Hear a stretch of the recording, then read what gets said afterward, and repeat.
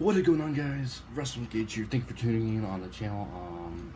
And today's video is a top 10. Guys, we are heading into the new year, 2018.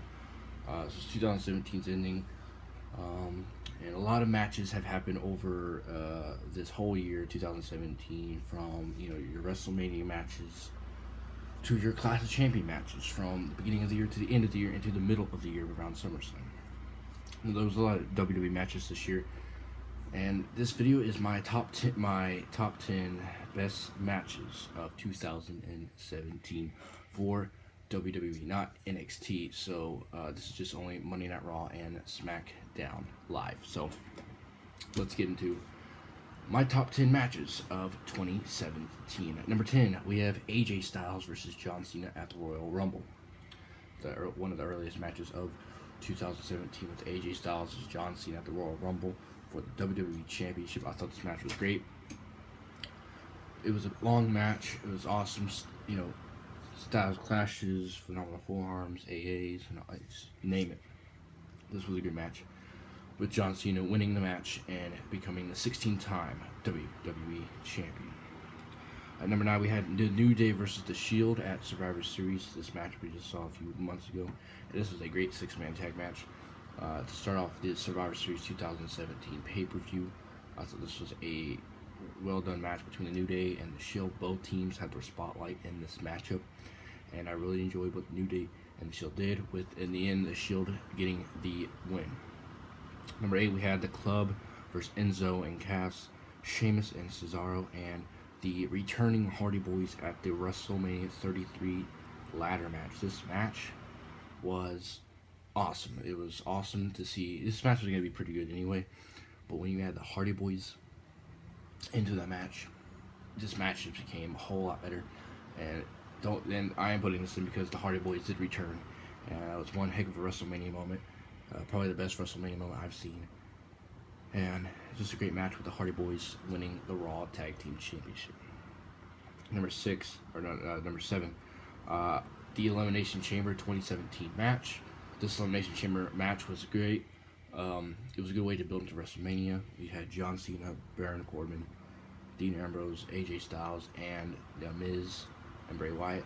This match was a well done Elimination Chamber match. So the Elimination Chamber has been gone for a while, and they brought it back, and this match was great. You had John Cena just win the championship at the Rumble, and he puts it on in a 6 Elimination Chamber match, and you have Bray Wyatt taking the title and becoming his first ever WWE Championship. So it was great for also Bray Wyatt and for the build up into WrestleMania.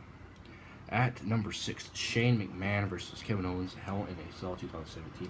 I thought this match, I enjoyed it because it's Hell in a Cell, and it was nice to see Shane jump off the cell into the table and get Sami Zayn a little heel turn, and I just thought this match was just great with Kevin Owens taking the win. This match was only like a few months ago as well. So Kevin Owens and Shane McMahon at number 6. Number 5, AJ Styles versus Finn Balor at the TLC pay-per-view. This was a little strange match because it was supposed to be Finn Balor versus Bray Wyatt. So they took AJ Styles and put him in the match against Finn Balor. The only thing I didn't like about this was because I wish they had some story built up to this. But I do feel like they're going to be doing another match in the future between these two, and I feel like that could be something great they can do in WWE. And I thought this match was great between AJ Styles and Finn Balor doing the Too Sweet, and it was a great match.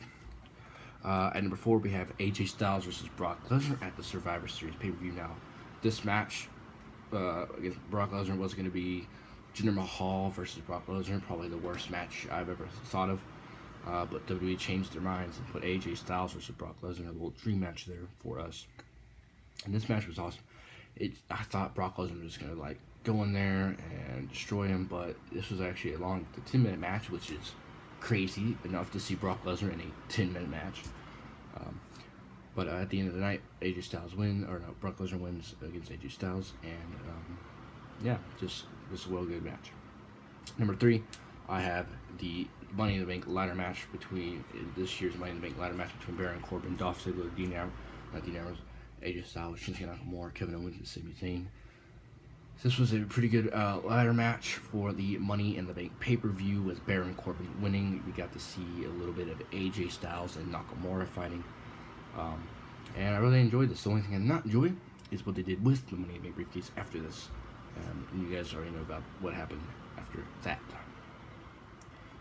We have Sami Zayn versus Seth Rollins here on one of the Raw before the Royal Rumble. This match was great. It actually had some. This is like, before the Royal Rumble, Raw was like, it was the same crap again. It was like Kevin Owens, Chris Jericho versus Roman Reigns. Everybody, you guys remember that? But this match had some, actually had something behind this match. It was, if Seth Rollins loses, he's not in the Royal Rumble, or if Sami Zayn loses, he's not in the Rumble, and he had Triple H come back and take him out. Seth Rollins and Triple H's music hits, and Seth Rollins is confused. Sami Zayn gets the win. That's my third match.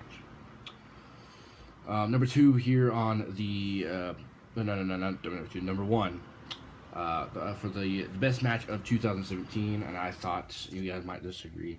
It is a fatal 4-way match at SummerSlam between Brock Lesnar, Samoa Joe, Roman Reigns, and Braun Strowman. This was the best match of the year, and you guys just look at this. Here's the names: Brock Lesnar, Samoa Joe, Roman Reigns, and Braun Strowman, the big 4 guys in WWE right now.